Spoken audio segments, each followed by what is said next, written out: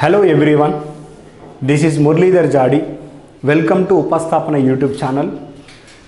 చాలా మంది ఆస్పిరెంట్స్ ఎవరైతే యాక్టివ్ నోటిఫికేషన్స్ ఏవైతే ఉన్నాయో like Singareni IT electrician and Andhra Pradesh నుండి AP CPDCL notification JLM and upcoming JLM నోటిఫికేషన్స్ని దృష్టిలో పెట్టుకొని మనం కొన్ని క్లాసెస్ చేయడం జరుగుతుంది. సో ఇంట్రెస్ట్ ఉన్న ఆస్పిరెంట్స్ ఉపస్థాపన యూట్యూబ్ ఛానల్ మేనేజ్మెంట్కి కాల్ చేసి మీకు కావాల్సిన ఇన్ఫర్మేషన్ తీసుకోగలరు. సో ఈరోజు ఒక చిన్న టాపిక్ తీసుకుందాం, పవర్ సిస్టమ్. సో పవర్ సిస్టంలో మనకు విద్యుత్ని ఏ విధంగా ఉత్పత్తి చేయాలి, ఉత్పత్తి చేసిన విద్యుత్ని ఏ విధంగా ట్రాన్స్మిషన్ చేయాలి, ట్రాన్స్మిట్ చేసిన విద్యుత్ని ఏ విధంగా పంపిణీ చేయాలి.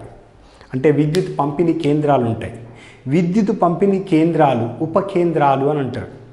విద్యుత్ పంపిణీ ఉపకేంద్రాలు అని సబ్ స్టేషన్స్ ఉంటాయి. సబ్ అంటే ఏంటిది, ఉప, స్టేషన్స్ అంటే కేంద్రాలు. సో ఈ విద్యుత్ పంపిణీ ఉపకేంద్రాల నుండి లోడ్స్కి, లేదంటే ఇండస్ట్రీస్ కావచ్చు, లేదంటే హౌజెస్ కావచ్చు, లేదంటే చిన్న చిన్న ఇండస్ట్రీస్ కావచ్చు, లోడ్ సెంటర్స్ కావచ్చు, మనం విద్యుత్ని పంపిణీ చేయడం జరుగుతుంది. సో ఒక సింగిల్ లైన్ డయాగ్రామ్ ద్వారా నేను ఏం తీసుకుంటాను, ఒక జనరేటింగ్ స్టేషన్ ఒక డయాగ్రామ్ తీసుకుంటాను. మనకి ఇందులో ఏమేమి వస్తాయి, విద్యుత్ జనరేషన్ అంటే విద్యుత్ ఉత్పత్తి. సో పవర్ జనరేషన్ అని అంటాం. ఏంటండి, పవర్ జనరేషన్, పవర్ జనరేషన్ విద్యుత్ ఉత్పత్తి. సెకండ్ వన్ పవర్ ట్రాన్స్మిషన్, అంటే ఉత్పత్తి చేసిన పవర్ని ఏ విధంగా నువ్వు ట్రాన్స్మిట్ చేయాలి. సో ఏమంటున్నావు, పవర్ ట్రాన్స్మిషన్. మరి ట్రాన్స్మిట్ చేసిన విద్యుత్ని ఏ విధంగా డిస్ట్రిబ్యూట్ చేయాలి, power distribution. So be careful, power distribution. మరి ఇవన్నీ టైం టు టైం ప్రాపర్గా జరగాలి. ఇందులో ఏ ఒక్కటి బ్రేక్ అయినా కూడా, ఇందులో ఏ ఒక్క డివైస్ ఇవన్నీ పవర్ సిస్టంలో ఉన్న వేరియస్ పార్ట్స్. ఇదొక సబ్జెక్ట్ పవర్ జనరేషన్, ఇది ఇంకో సబ్జెక్టు పవర్ ట్రాన్స్మిషన్, అండ్ ఇది ఇంకో సబ్జెక్టు పవర్ డిస్ట్రిబ్యూషన్. ఇందులో ఏ ఒక్కటి ఫాల్ట్ అక్కర్ అయినా కూడా జనరేట్ అయిన పవర్ని డిస్ట్రిబ్యూట్ చేసుకోలేం. సో అందుకోసం ఇవి ప్రాపర్గా రన్ చేయాలి అంటే ఫాల్ట్ సంభవించినప్పటికీ, ఫాల్ట్ ఖచ్చితంగా సంభవిస్తుంది, సంభవించింది ఏది ఉండదు. ఈ ప్రతి ఒక్క సిస్టమ్ మీద ఫాల్ట్ అనేది సంభవిస్తుంది, దానికి రెమెడీ కూడా ఉంటుంది. సో ఫాల్ట్ని క్లియర్ చేయడానికి మనం ఒక బ్యూటిఫుల్ సబ్జెక్ట్ని తయారు చేయడం జరిగింది, protection system, switchgear protection system అని అంటాం.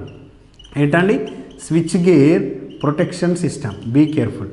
సో ఈ స్విచ్ గేర్ ప్రొటెక్షన్ సిస్టమ్ అనేది ఇందులో ఎలాంటి ఫాల్ట్ అక్కరైనా, అంటే పవర్ జనరేషన్లో కానీ, పవర్ ట్రాన్స్మిషన్లో కానీ, పవర్ డిస్ట్రిబ్యూషన్లో కానీ ఎలాంటి ఫాల్ట్ అక్కరైనా ఈ స్విచ్ గేర్ ప్రొటెక్షన్ అనేది ఈ ఫాల్ట్ని టైం టు టైం క్లియర్ చేసి వీటన్నిటి యొక్క పనితీరు ఎక్కడ కూడా ఆగకుండా మనకు power generation, power distribution, power transmission అనేది నాన్ స్టాప్గా జరుగుతూ ఉంటుంది. సో పవర్ని ఫాల్ట్ని క్లియర్ చేస్తూ మనకు ప్రాబ్లమ్ని రెక్టిఫై చేసి మనకు పని అనేది ఆగకుండా చేయడం జరుగుతుంది. ఏంటిది, switchgear protection.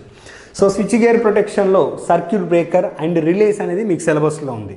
So circuit breaker అంటే ఏంటి, నార్మల్గా చూడండి, what is the meaning of circuit breaker. Various circuit breakers are there. మనకు సర్క్యూట్ బ్రేకర్ అంటే ఏంటిది అండ్ రిలే అంటే ఏంటిది. సో రిలే యొక్క ఫంక్షన్ ఏంటిది, సర్క్యూట్ బ్రేకర్ యొక్క ఫంక్షన్ ఏంటిది. సో రిలే అనేది ఏం చేస్తుందంటే ఫాల్ట్ని డిటెక్ట్ చేయడం, అది ఎలాంటి ఫాల్ట్ అయినా దాని యొక్క పరిధిలో ఫాల్ట్ని డిటెక్ట్ చేయడం. సో రిలే అనేది ఫాల్ట్ని డిటెక్ట్ చేసి అండ్ ఆ డిటెక్ట్ ఏ సర్క్యూట్ బ్రేకర్ ఏ పరిధిలో ఫాల్ట్ అనేది సంభవించిందో ఆ పరిధిలో ఉన్న సర్క్యూట్ బ్రేకర్కి కమాండ్ పంపించడం అనేది రిలే యొక్క డ్యూటీ.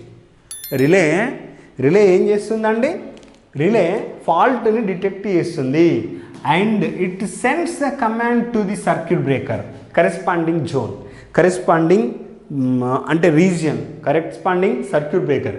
ఎక్కడైతే ఫాల్ట్ అక్కర్ అయిందో అక్కడ ఫాల్ట్ అక్కర్ అయిందని సర్క్యూట్ బ్రేకర్ రిలే ఏం చేస్తుందంటే డిటెక్ట్ చేస్తుంది, అంటే గుర్తిస్తుంది ఫాల్ట్ని, అంటే రికాగ్నైజ్ చేస్తుంది ఫాల్ట్ని. ఎవరు, రిలే ఫాల్ట్ని రికాగ్నైజ్ చేసి ఏ సర్క్యూట్ బ్రేక్ ఏరియాలో ఫాల్ట్ అక్కర్ అయిందో ఆ ఏరియాలో ఉన్న సర్క్యూట్ బ్రేకర్కి కమాండ్ అనేది పంపించడం జరుగుతుంది. అప్పుడు సర్క్యూట్ బ్రేకర్ ఆ ఫాల్ట్ని ఓపెన్ సర్క్యూట్ చేస్తుంది. అంటే ఓపెన్ సర్క్యూట్ అంటే ఆ సిస్టమ్ హెల్తీ సిస్టమ్ నుండి సపరేట్ చేయబడుతుంది, తర్వాత దాన్ని రిపేర్ చేసి మళ్ళీ కనెక్ట్ చేయడం జరుగుతుంది.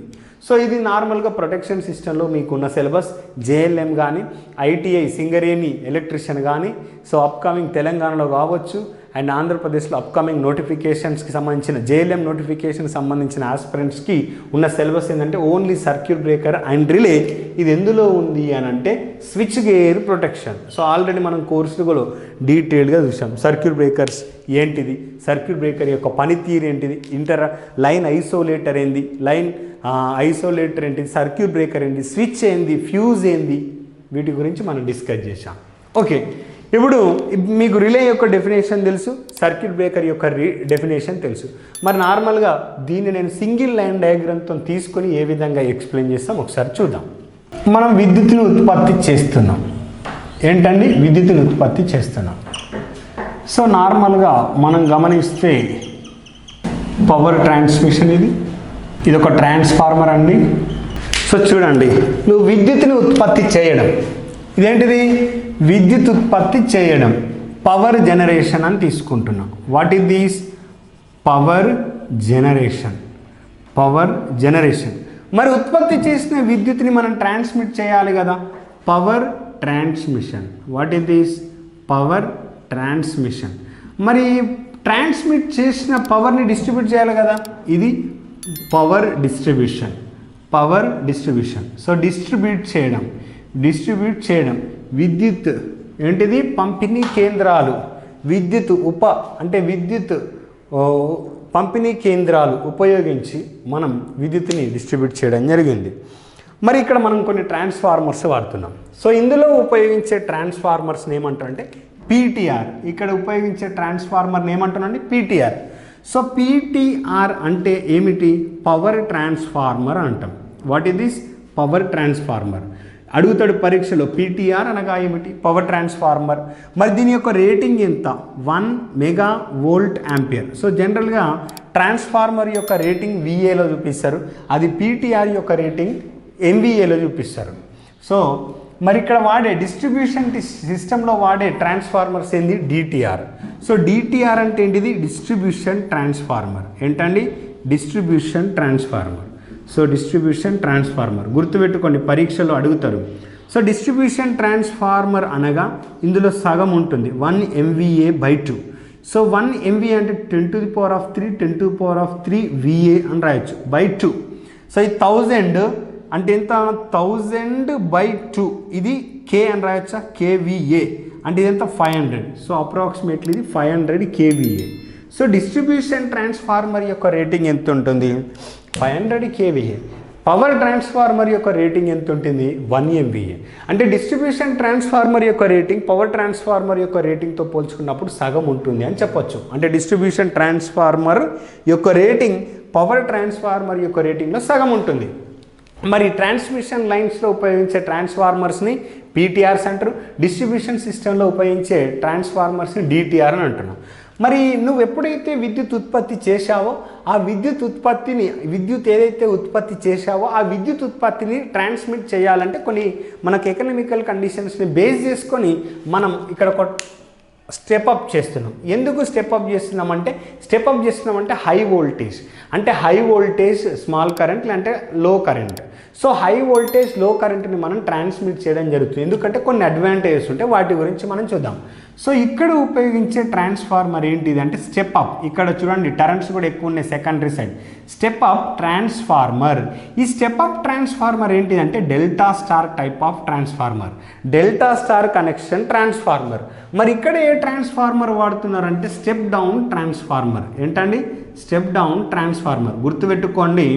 సో స్టెప్అప్ ట్రాన్స్ఫార్మర్ అనగా ఈ స్టెప్అప్ ట్రాన్స్ఫార్మర్ ఎక్కడ ఉపయోగిస్తున్నాం, బిగినింగ్ ఆఫ్ ట్రాన్స్మిషన్ లైన్స్ ప్రారంభించే దశలో ఉపయోగించే ట్రాన్స్ఫార్మర్స్ ఏంటిదంటే స్టెప్అప్ ట్రాన్స్ఫార్మర్. ఆ స్టెప్అప్ ట్రాన్స్ఫార్మర్ యొక్క కనెక్షన్ ఏంటిదంటే డెల్టా టు స్టార్ కనెక్షన్ గుర్తుపెట్టుకోండి. So delta to star connection అనేది స్టెప్ అప్ చేయగలుగుతుంది. మరి end of the transmission lines అనొచ్చా లేదా? ట్రాన్స్మిషన్ లైన్ యొక్క చివరి దశ. So end of the transmission లైన్లో మనం ఏం ట్రాన్స్ఫార్మర్స్ వాడుతున్నాం అంటే స్టెప్ డౌన్ ట్రాన్స్ఫార్మర్స్ వాడుతున్నాం. ఆ కనెక్షన్ ఏంటిది అని అంటే star to delta transformer connection. ఇది ఇంపార్టెంట్. సార్ ఎందుకు స్టార్ టు డెల్టానే వాడాలి అంటే సెకండరీ సైడ్ వచ్చే వోల్టేజ్ తక్కువ ఉంటుంది, ఆ కనెక్షన్ని బట్టి మారుతుంటే ఆ కనెక్షన్ అనేది మనం తర్వాత చూద్దాం. నేను అక్కడ ప్రూవ్ చేస్తాను, మీరేం వరి కాదు. మనం ఆల్రెడీ కోర్సులో వీటి గురించి డిస్కస్ చేసాం. అంటే క్వశ్చన్ ఏ విధంగా అడుగుతాడు, నేను ఈ విధంగా తీసుకోవచ్చా? Step down transformer. What is this step down transformer? Step down transformer మనం ఎక్కడ ఉపయోగిస్తున్నాము అని అంటే end of the transmission line అన్నా లేదంటే బిగినింగ్ ఆఫ్ డిస్ట్రిబ్యూషన్ సిస్టంలో. పరీక్షలు ఏ విధంగా అడుగుతాడు, ఎండ్ ఆఫ్ ది ట్రాన్స్మిషన్ లైన్లో ఏ రకానికి చెందిన ట్రాన్స్ఫార్మర్ కనెక్షన్స్ ఉపయోగిస్తున్నాం? Star to delta transformer. ఇది వన్ ఆఫ్ ది క్వశ్చన్. మరి బిగినింగ్ ఆఫ్ డిస్ట్రిబ్యూషన్ సిస్టంలో ఏ రకానికి చెందిన ట్రాన్స్ఫార్మర్ కనెక్షన్ వాడుతున్నా అంటే స్టార్ టు డెల్టా. మరి బిగినింగ్ ఆఫ్ ట్రాన్స్మిషన్ లైన్లో ఎలాంటి ట్రాన్స్ఫార్మర్ కనెక్షన్ వాడుతున్నా అంటే డెల్టా టు స్టార్. ఎందుకు వాడుతున్నా అంటే స్టెప్ అప్ పర్పస్. మరి ఇది ఎందుకు వాడుతున్నా అంటే స్టెప్ డౌన్ పర్పస్. మరి డిస్ట్రిబ్యూషన్ సిస్టంలో కూడా మరి ఎలాంటి ట్రాన్స్ఫార్మర్ వాడుతున్నా అంటే delta to star. So delta to star ఎందుకు వాడుతున్నామంటే సెకండరీ సైడ్ మనకు స్టార్ అనేది న్యూట్రల్ పాయింట్ ఉంది. What is this? Neutral point. ఈ న్యూట్రల్ పాయింట్ వల్ల ఎక్సెసివ్ వోల్టేజ్ని కానీ అబ్నార్మల్ కండిషన్లో ఆపరేట్ అవుతున్నప్పుడు ఆ ఎక్సెసివ్ వోల్టేజ్ని మనం ఏ విధంగా కరెంట్ కావచ్చు, వోల్టేజ్ కావచ్చు, simply that can be pass to the ground. So గ్రౌండ్కి అందుకోసం మన ఇంట్లో 3 పిన్ ప్లగ్ ఉపయోగించినప్పుడు 3rd పిన్ అని ఉంటుంది. సో 3rd పిన్ ద్వారా మనం అబ్నార్మల్ కండిషన్ అంటే లైక్ హ్యూమన్ బీయింగ్ షాక్ కావచ్చు, సింపుల్ ఎగ్జాంపుల్ నేను చెప్తున్నా, వాటన్నిటి నుండి మనం ప్రివెంట్ చేసుకోవడానికి మనం ప్రివెంట్ చేసుకోవడానికి ఈ న్యూట్రల్ పాయింట్ని మనం ఉపయోగించడం జరుగుతుంది. సో ఈ న్యూట్రల్ పాయింట్ లేకుంటే సేఫ్ ఆపరేషన్ అనేది ఉండదు కాబట్టి సో అందుకోసం ఇది సెకండరీ సైడ్ వచ్చినట్లయితే మనం దీన్ని ఉపయోగించవచ్చు. ఇది primary side of the distribution system, ఇది మనకు రాదు, ఈ పాయింట్ వస్తుంది. అందుకోసం డెల్టా టు స్టార్ అనే కనెక్షన్ అనేది మనం ఎక్కడ ఉపయోగిస్తున్నాం? డిస్ట్రిబ్యూషన్ సిస్టంలో ఉపయోగించడం జరుగుతుంది. ఎందుకు? సెకండరీ సైడ్ స్టార్ కనెక్షన్ ఉంది. సో స్టార్ కనెక్షన్లో న్యూట్రల్ పాయింట్ ఉంది. మరి బిగినింగ్ ఆఫ్ ట్రాన్స్మిషన్ లైన్లో delta to star transformer connection వాడుతున్నాం for the step up purpose. End of the transmission line లేదా beginning of distribution system we are using star to delta transformer connection for the purpose of step down. మరి ఇది ఎక్కడ వాడుతున్న distribution సిస్టంలో అంటే delta to star transformer connection. ఎందుకంటే మనకు neutral point availability ఉంటుంది కాబట్టి దీన్ని ఉపయోగిస్తున్నాం. సో ఇది జనరేషన్ అండి, ఇది ట్రాన్స్మిషన్, ఇది డిస్ట్రిబ్యూషన్. అంటే పీటీఆర్స్ ఎక్కడ వాడతారు, డిటిఆర్స్ ఎక్కడ వాడతారు, డెల్టా టు స్టార్ కనెక్షన్ ఎక్కడ వాడతారు, స్టార్ టు డెల్టా ఎక్కడ వాడతారు, పవర్ జనరేషన్ ఏంటిది, పవర్ ట్రాన్స్మిషన్ ఏంది, పీటీఆర్ యొక్క కెపాసిటీ ఏంది, రేటింగ్ ఏంది, డిటిఆర్ యొక్క రేటింగ్ ఏంది, కెపాసిటీ ఏంది, ఈ విధంగా పరీక్షలో మనకు ప్రశ్నలు అనేది అడగడం జరుగుతుంది. సో ఈ విధంగా చూడండి ఆస్పిరెంట్స్, ఎందుకంటే సిలబస్ని మీరు క్రిస్టల్ క్లియర్గా చదవడం అలవాటు చేసుకోండి. సిలబస్ కనుక మీరు క్లియర్గా చదివినట్లయితే మీ జాబ్ ఎక్కడికి పోదు. సో సిలబస్ పైన ఫోకస్ చేయండి. ఎలాంటి ప్రాబ్లం లేకుండా మీకు సిలబస్ అనేది ప్రతిదీ మీకు లోకల్ లాంగ్వేజ్లో అర్థమయ్యే విధంగా సిలబస్ అనేది మీకు అందియడం జరుగుతుంది. స్టూడెంట్స్కి ఏ విధంగా చెప్తే అర్థమవుతుందో ఆ విధంగా మేము చెప్పడం జరుగుతుంది. అండ్ అదేవిధంగా మీకు రీచ్ అయ్యే విధంగా చెప్పడం జరుగుతుంది. మీకు ఎలాంటి డౌట్స్ ఉన్నా మేనేజ్మెంట్కి కాల్ చేసి, అది సబ్జెక్ట్ పాయింట్ ఆఫ్ వ్యూలో కావచ్చు, అది మేనేజ్మెంట్ సైడ్ కావచ్చు, ఎలాంటి ప్రాబ్లం ఉన్నా ఎలాంటి డౌట్స్ ఉన్నా మేనేజ్మెంట్ కాల్ చేసి అడగవచ్చు. Okay, thank you.